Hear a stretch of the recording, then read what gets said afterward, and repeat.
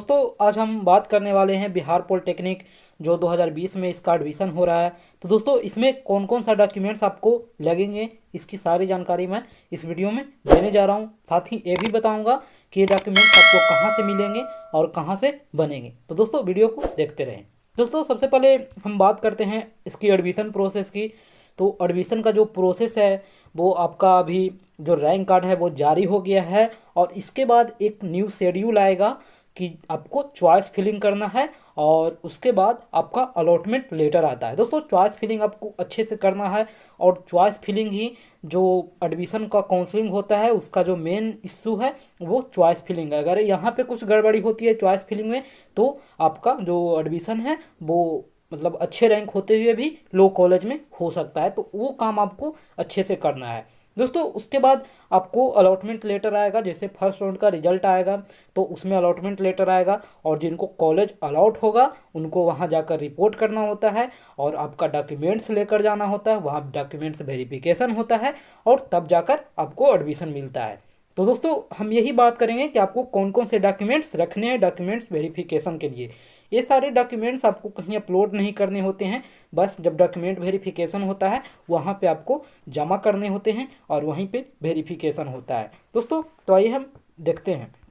दोस्तों सबसे पहले हम बात करते हैं मार्कशीट की और पासिंग सर्टिफिकेट की। दोस्तों पॉलिटेक्निक में ज़्यादातर स्टूडेंट 10th लेवल पे जाते हैं और ये ऐसे 10th लेवल का ही पॉलिटेक्निक है।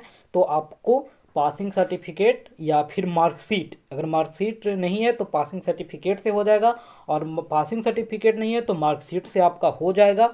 और ये डॉक्यूमेंट्स आप जैसे ही 10th का एग्ज़ाम पास किए होंगे तो आपको मिला होगा। दोस्तों ओरिजिनल और फोटोकॉपी दोनों जब डॉक्यूमेंट वेरिफिकेशन होगा तब लेकर जाना है। दोस्तों उसके बाद में एक और जो दूसरा डॉक्यूमेंट्स है वो आपको क्लास 10th का एडमिट कार्ड चाहिए। वो आपको डॉक्यूमेंट वेरिफिकेशन के टाइम लेकर जाना है। उसके बाद में आपको प्रोविजनल लेटर आता है। दोस्तों प्रोविजनल जो सर्टिफिकेट है वो आपको बिहार बोर्ड वाले स्टूडेंट को ही मिलता है और जो सीबीएसई के स्टूडेंट हैं उनको ये वाले नहीं चाहिए और जो बिहार बोर्ड के स्टूडेंट हैं उनको प्रोविजनल एक मिलता है, वो लेकर आपको जाना होगा। दोस्तों उसके बाद में कास्ट सर्टिफिकेट आपने बनवाया होगा जो आपको आरटीपीएस के वेबसाइट से या फिर आपको अंचल ऑफिस से बनता है कास्ट सर्टिफिकेट। दोस्तों उसके बाद रेसिडेंशियल सर्टिफिकेट जिसको हिंदी में आवास प्रमाण पत्र कहते हैं वो आपको लेकर जाना है। उसके बाद इनकम सर्टिफिकेट आय प्रमाण पत्र आपको लेकर जाना है जो आपके फादर्स के नाम से बनता है, वो आपको अंचल ऑफिस से ही बनता है। तो कास्ट इनकम और रेसिडेंशियल सर्टिफिकेट आपको ओरिजिनल और फोटोकॉपी दोनों लेकर जाना है। दोस्तों उसके बाद में आपको बता दें कि अगर आप पॉलिटेक्निक का एडमिशन लेने वाले हैं और अभी तक व्हाट्सएप ग्रुप ज्वाइन नहीं किए हैं तो आप ज्वाइन करने ताकि गाइड करने में अच्छी हो और आपकी भी हेल्प हो सके। तो लिंक आपको डिस्क्रिप्शन में मिल जाएगा, आप वहाँ से ज्वाइन हो सकते हैं।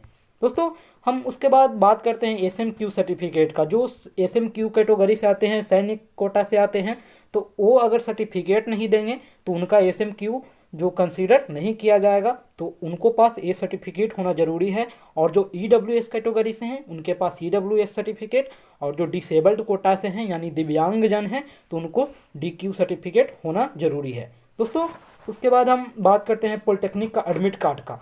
तो आपके पास पॉलिटेक्निक का एडमिट कार्ड मिला होगा, वो आपके पास होना चाहिए और ये काउंसलिंग में जब डॉक्यूमेंट वेरिफिकेशन होगा वहाँ पे खोला जाएगा। दोस्तों उसके बाद पॉलिटेक्निक का रैंक कार्ड अभी जारी हुआ है तो वेबसाइट पे आप देख सकते हैं, वहाँ से आपको डाउनलोड करके एक प्रिंट आपके पास रखना है और वो मांगा जाएगा जब आपका एडमिशन होगा वहाँ पे। दोस्तों उसके बाद एप्लीकेशन फॉर्म, आपने एप्लीकेशन फॉर्म फिलअप किया होगा तो वहाँ पे आपको पार्ट ए और पार्ट बी मिला होगा, उसे आपको अच्छी तरह से रखना है और वो भी आपको डॉक्यूमेंट वेरिफिकेशन के टाइम मांगा जाता है और ये आपके पास होना ज़रूरी है। दोस्तों उसके बाद में एक और जो डॉक्यूमेंट्स है वो आधार कार्ड है, वो आपको आपके पास होना चाहिए। उसके बाद में फ़ोटोग्राफ्स की बात करें तो आपको 8 फीट फ़ोटोग्राफ्स होना चाहिए जो आपको एडमिट कार्ड में जैसा आपने दिया था, यानी कि जो पॉलिटेक्निक का एग्ज़ाम आपने दिया होगा उसमें जैसा एडमिट कार्ड में फ़ोटो था वैसा ही फ़ोटो 8 पीस आपको रखे रहना है। जब आपका डॉक्यूमेंट वेरिफिकेशन और कॉलेज में एडमिशन होगा तो वहाँ पर आपको मांगा जाएगा। दोस्तों उसके बाद आपके पास एक ट्रांसफ़र सर्टिफिकेट होना चाहिए जिसे हम लोग कॉलेज लिविंग सर्टिफिकेट या सीएलसी भी बोलते हैं। तो ये आपके पास होना चाहिए, जहाँ से आपने 10th पास किया है उसका एक ट्रांसफ़र सर्टिफिकेट होना चाहिए, तब जाकर आपको एडमिशन कोई दूसरे कॉलेज में मिलेगा। दोस्तों उसके बाद एक और डॉक्यूमेंट्स है कैरेक्टर सर्टिफिकेट। तो दोस्तों कैरेक्टर सर्टिफिकेट 10th का जो होता है उसमें जो CLC होता है उसी में लिखा रहता है, तो उससे भी काम हो जाएगा। और फिर आपके पास अलग से मिलता है कैरेक्टर सर्टिफिकेट, तो वो भी लेकर जा सकते हैं। और दोस्तों उसके बाद एक और सर्टिफिकेट है, वो मेडिकल सर्टिफिकेट और एंटी रैगिंग सर्टिफिकेट। तो दोस्तों ये आपको अभी नहीं बनवाना है, अगर कॉलेज वाले मांगेंगे तो आपको देना होता है। बहुत सारे कॉलेज में नहीं भी लगता है, बहुत सारे में मांगा जाता है, तो इस पे आपको अभी टेंशन नहीं लेना है। जब एडमिशन हो जाएगा उसके बाद भी आप सबमिट कर सकते हैं ये डॉक्यूमेंट्स। दोस्तों ये सारे डॉक्यूमेंट्स आपको आप कहीं से भी काउंसलिंग करवाओगे, आपको जब डॉक्यूमेंट वेरिफिकेशन होगा तो इतने सारे डॉक्यूमेंट्स मांगे जाएंगे। दोस्तों मैंने बता दिया, बाकी आपकी काम है, आप फॉलो करो ना करो, लेकिन अगर फॉलो करते हो, अगर 2-4 बच्चे ही फॉलो करते हैं तो उनको पक्का से लाभ मिलने वाला है, उनको कहीं भी एडमिशन में दिक्कत नहीं होगा। तो दोस्तों अगर वीडियो पसंद आए तो लाइक करें, अपने दोस्तों में शेयर करें, और भी कोई जानकारी चाहिए तो आप कमेंट करें, मैं ज़रूर रिप्लाई करूँगा।